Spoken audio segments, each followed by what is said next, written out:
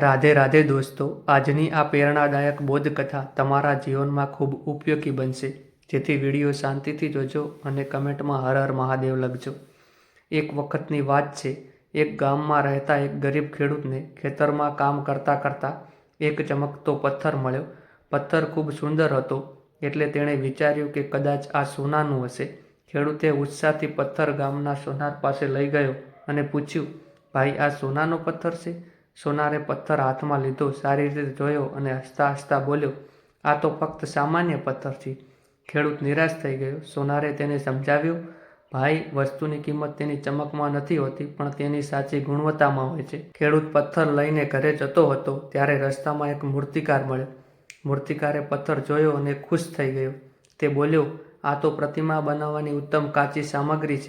તમે મને આ વેચશો? ખેડૂતે આશ્ચર્યથી પૂછ્યું, પણ સોનારે તો કહ્યું હતું કે આ સામાન્ય પથ્થર છે. મૂર્તિકારે સ્મિત કરતા કહ્યું, ભાઈ, બધા લોકો દરેક વસ્તુની કિંમત સમજતા નથી.